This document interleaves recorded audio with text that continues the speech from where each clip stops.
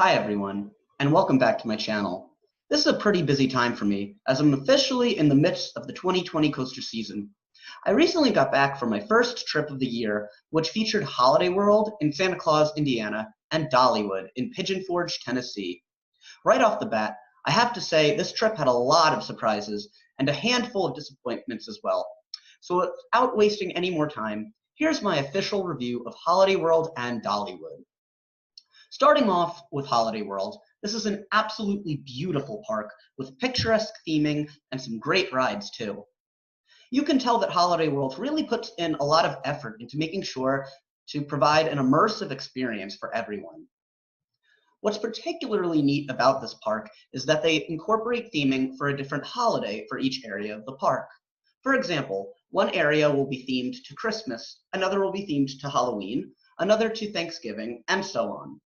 This is a really cool detail that helps set the mood for each section of Holiday World. Not only is this the perfect idea for a theme, but they are particularly effective in pulling it off. They even theme their rides to each holiday. For example, the roller coaster in the Thanksgiving section is called the Voyage, themed after the Pilgrim's 1607 voyage to Jamestown.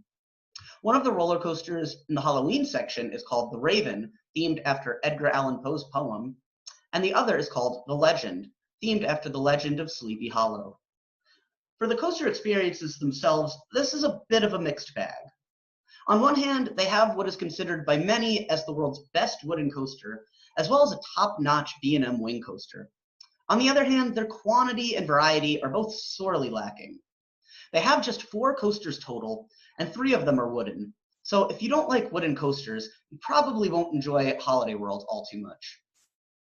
For my personal opinion, I absolutely loved Voyage, and there's a good chance it'll make my overall top 10 this year. I also thought Thunderbird was a powerful B&M wing coaster, and my favorite of the 3 that I've ridden. On the downside, I thought Raven was uncomfortably rough, and I didn't get a chance to ride the Legend, but I've heard it's even rougher than the Raven, so I can only imagine the discomfort I'd feel. Overall, this is not the greatest coaster lineup, but Voyage and Thunderbird are good enough to make the trip at least somewhat worth it. Lastly, I want to talk about the pricing. The tickets are only $30, and parking is free. Talk about a great deal. I can't remember the exact amount I spent for lunch, but I don't remember it being particularly expensive. This is a park that is definitely affordable for a variety of people. So for Holiday World's final score, I'm giving it 1 thumb up and 3 out of 5 stars.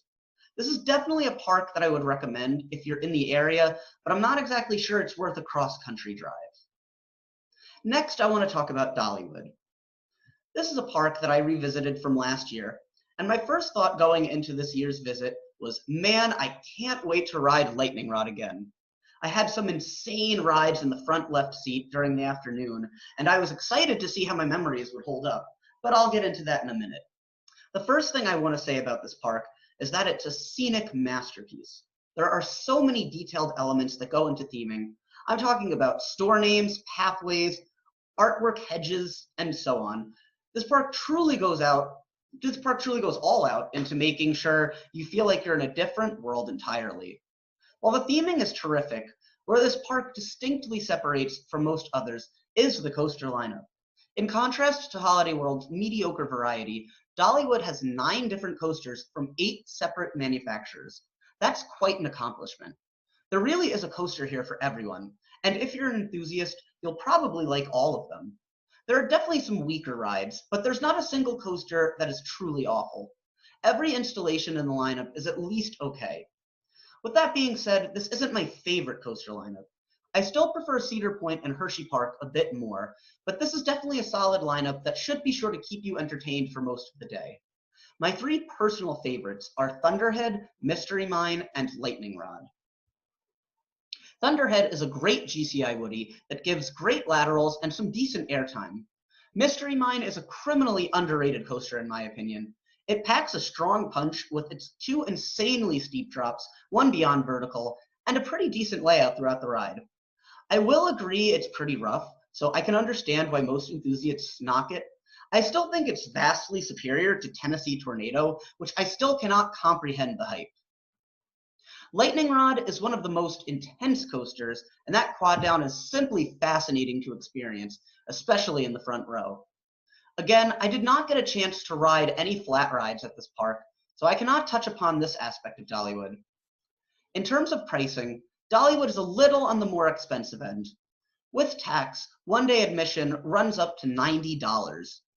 Parking is only $15, but you may not get a space close to the park.